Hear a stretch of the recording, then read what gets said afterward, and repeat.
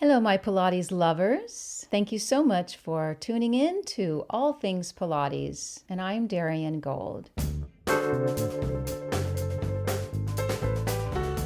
Yes, come on, even if you don't go high. That's it.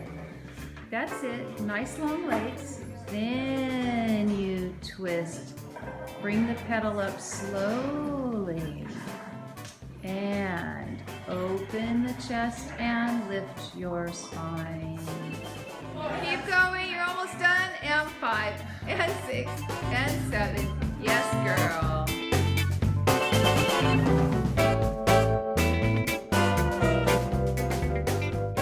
Before our guest today, Russell Soder was the owner of Pilates Linage, a Pilates equipment company.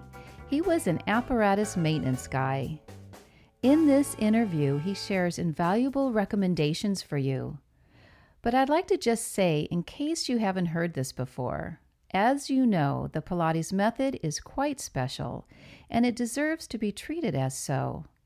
This means when you enter a Pilates studio or your Pilates studio, that not only do you leave your outside life outside, but you treat Pilates with respect, and this means everything from your own practice to the instruction and especially the apparatus.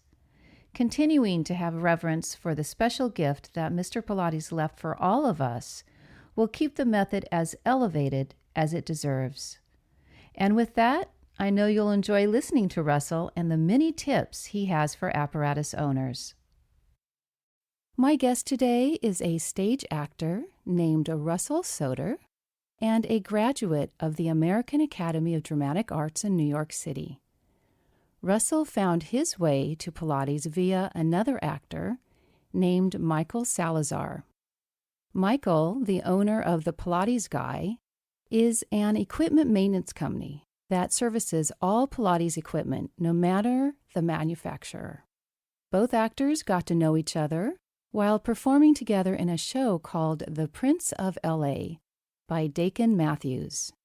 One day, during a play rehearsal, Russell noticed Michael on his laptop typing away and asked what he was doing. It turned out Michael was replying to Pilates studio owners' requests, perhaps even my email request, wanting to schedule a maintenance appointment.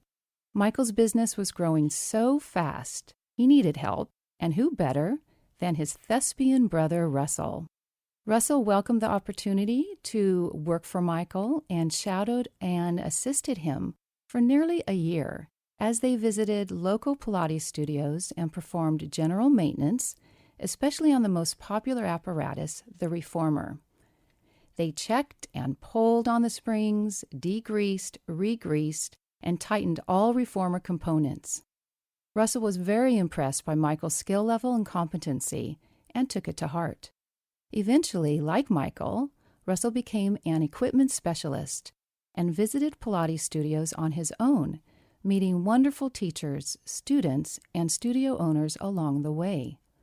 This experience was Russell's introduction to Pilates, not by taking lessons, but by maintaining the apparatus on which lessons were taught. Russell took his apparatus knowledge and returned to the East Coast for theater opportunities in 2009. Though still acting, in 2012, another Pilates opportunity presented itself, that of a technical maintenance advisor for Gratz Industries, as many of you know, is the leading classical Pilates manufacturer worldwide. Now, with even more apparatus experience, Russell moved on and has developed his own Pilates vision, a company called Pilates Linage. Russell's company specializes in building and manufacturing archival pieces, such as the recent discovery of a drawing of the resistor. And though Mr. Pilates never was able to see the resistor fabricated, Russell has brought this piece to life and is very excited to offer this unknown until now Pilates archival invention. To date, Russell's company not only manufactures the resistor, but the foot corrector, toe exerciser, and is the only manufacturer of the hands tensometer. Russell's intention with Pilates Linage is to help his customers return to the Pilates origins in the hopes that they more fully understand and appreciate Mr. Pilates' unique inventions. Interest is growing in the traditional approach to the Pilates method, and it does appear that the Pilates industry is moving back to the roots and going more Joe. With me via the phone to discuss the importance of proper care of your apparatus is Russell Soder. Isn't that right, Russell? That's right, Darian. Thank you so much for having me. I love your show. Thank you so much. Thank you for joining us on All Things Pilates. I have a feeling you're probably going to be back at least one more time. I would love that. Russell, how long did you work for the Pilates guy? Well, I started in 2004 and went to 2009 in Los Angeles. That was 5 years. And then when I moved back to New York in 2009, I started the East Coast Pilates guy and did that for another couple of years. So it was about 7 years total. Well, besides fixing and maintaining apparatus at local studios in Southern California, before you went to the East Coast, did you go anywhere else? Well, we did hit as far north as Sacramento a couple of times. What we would do is wait until people had enough interest in the area and we would visit. I did go to Arizona once. There were different places I would go out to: Palm Desert, Palm Springs. Yeah, but mostly our hub was sort of L.A. County, Orange County. Well, now I have to ask you, which apparatus line was the easiest to repair and why? And which apparatus line was the most challenging and why? That's such a great question. I would say that the easiest for me probably became the balanced body line because we worked on it so much. And it was replacing small components here and there that we would sort of just switch out from time to time from normal wear and tear. And then when I was introduced to the Gratz, it sort of, at first it was kind of intimidating because it was really, you'd have to get in and degrease and re-grease and kind of take everything out and really give it an overhaul. And I'll tell you, it left us really dirty. For a while, I was sort of like, oh, geez, another Gratz to work on, But yeah, I'd say the easiest was probably the balanced body. And now I guess I would say just the opposite because I understand the classical apparatus more. Do you think it was easier with balanced body because it's not handmade? It's machine made? Yeah, I guess you could say that. There's a lot more bells and whistles involved in the balanced bodies. So those things will have more of a likelihood to have to be replaced sooner and whatnot. They're certainly well made, but just like a car, just like an automobile. Some of them have more components than others and would have to be switched out more. Did you find that if you were visiting studios, were there specific pieces of equipment that were broken that you would have to fix? And if so, which line did that present itself? Broken things usually were like clips, double clips, anything that people may have overlooked for a period of time. Usually the broken things only occur when we haven't started working with someone. So if we get someone as a new client, for example, they have been going for years with no maintenance, no nothing. So that's when we'd find the broken stuff. But usually if we were servicing someone once a year or once every 9 months, once every 6 months, then usually things didn't break because we were tracking them. Do you have a recommendation how often to replace all the doggy clips? Yeah, when you're talking about the double snaps, the double clips. What do you call them? I call them double clips. Okay. Or double clips, the double ones. We would recommend switching those out, watching them every year. You want to check on them, make sure that they're not wearing in the certain spots. I mean, what you want to look for is right behind the opening, you'll see where the actual spring will make contact with the inside of the clip. And eventually that'll wear a channel in the clips, and you want to make sure that you're not seeing those. And when you do see one start, that's when you want to change out the clip. I was wondering, in terms of just the basic wear and tear of the apparatus, is there a difference between a dry climate like Southern California and then a more humid environment like New York? Yes, I would have to say yes. In the drier climate, we would find that the lubrication would not last as long, so you'd get general squeaks sooner. And what I mean by squeaks is like metal on metal contact, points that require lubrication, things of that nature. Whereas, and that's in the drier areas. And then when you get to the more humid areas, you would see sometimes oxidation on the music wire. Music wire is what classical springs are made of, so you might see little bits of what looks like rust starting to form on it. Nothing to be alarmed about, but it can be easily fixed with some film of lubricant. Those are the major differences we'll see in climate, for sure. Speaking of springs, if you do start to notice the rusting looking material on your springs, that doesn't necessarily mean it's time to replace your springs, correct? Correct. No, what I would recommend is that what I use is Scotch-Brite, and you get yourself a Scotch-Brite pad, and it's not the ones that you'll find in your kitchen. You'd want to get the rectangles. You can get them from Amazon, and you get like light abrasive one, and basically you'd kind of put it in your hand and just with a twisting motion around the spring, clean off the rust a bit, and then you take a rag with a little bit of WD-40 on it and just run it right down the length of the spring, and that'll protect it.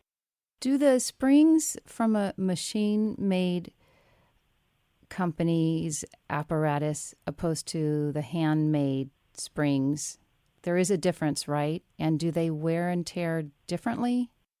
Am I asking that question right? Yeah, I assume you mean coiled springs from machines and pulled springs. Yes. I would say you could say that they operate differently. They're made to perform the same. But, spring tension is a science. And when you're building the springs, I would say most of what we use, it's all rated by computers. So when they're done with the spooling machines that make them, that actually coil them, they'll go through a rigorous test and make sure that every little bit of weight you put on, that spring flexes or elongates a certain distance between each coil based on what it was rated at. Besides the springs, do you have other kinds of information or advice for apparatus owners regarding caring for their equipment?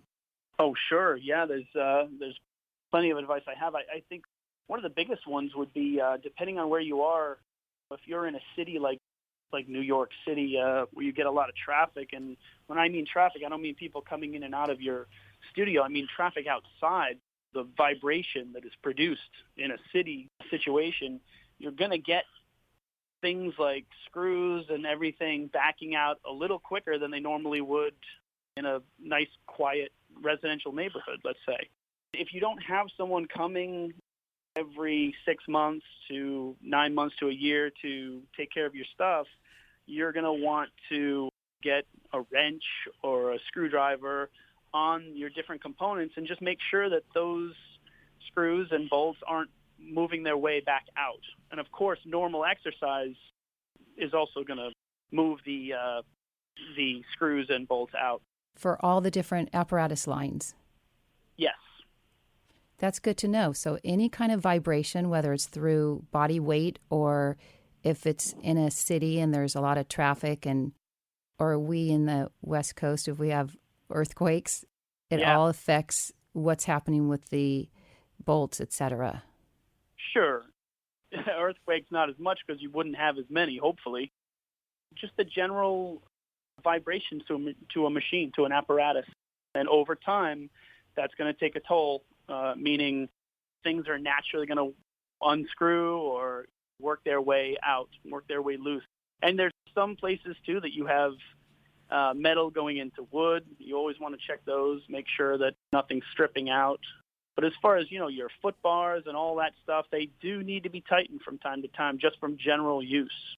So you're saying at least once a year, having someone like you or Michael or just someone learning how to do it themselves, once a year at least. Exactly. And I mean, you might live in an area where you don't have people like Michael and myself to work on your apparatus. You can train, your handyman to look after things. I mean, we have videos online where we go in depth into working on the reformers and different pieces of apparatus, just showing how to maintain.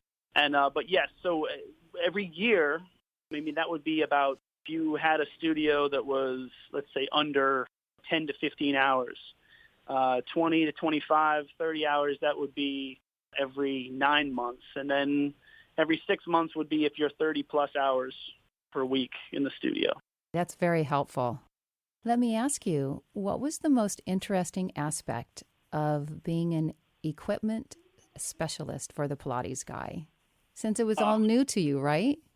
It was. And like you said, I met Michael backstage as an actor. And the thing about Michael is he is like an absolutely dedicated guy, to the integrity of his company. And when I came aboard, we worked together on every make of equipment.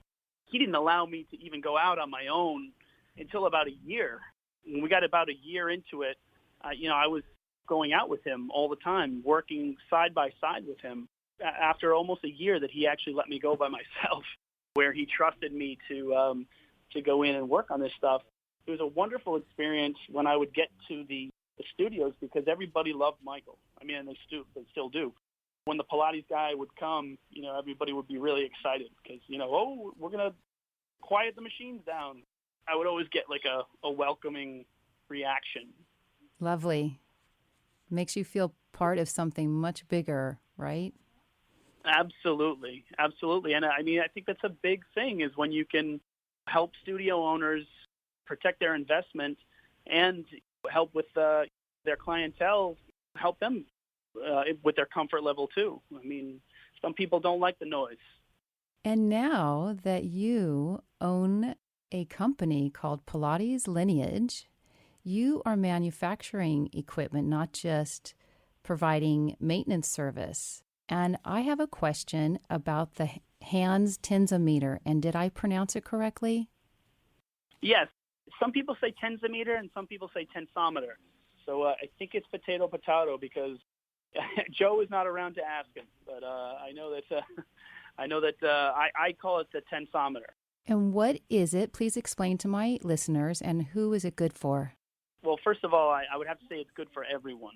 But to break it down, I would say I have a concert pianist who uses it. I have guitarists, any string instrument, people who play instruments. I have an archer that uses them.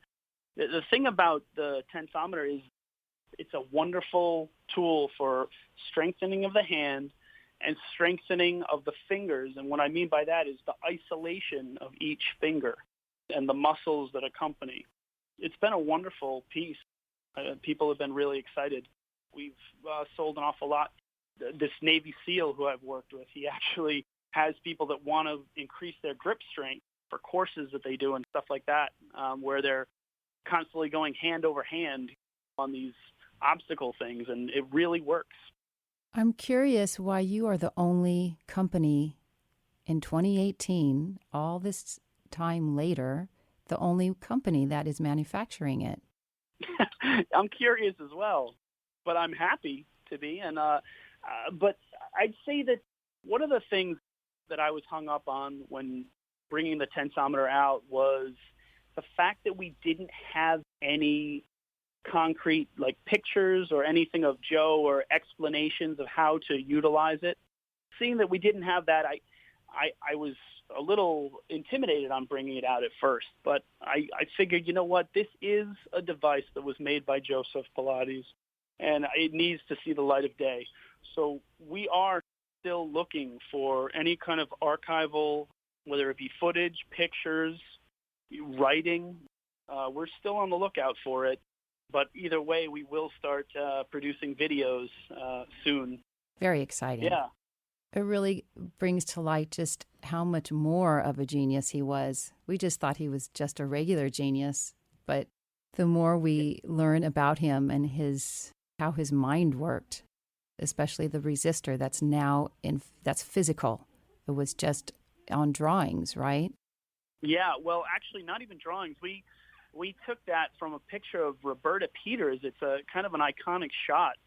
Roberta Peters, of course, is the opera singer that he would work with back in the day, and she is standing there, just positioned, and out in front of her, there it is. That's the hand tensometer, and she is got it out in front of her, and she's making that face where it's a little difficult to perform, which it is. It's a very difficult thing to do well. Are you talking the resistor or the hand's tensometer? The tensometer. I'm sorry. Did we go to the resistor? It's okay.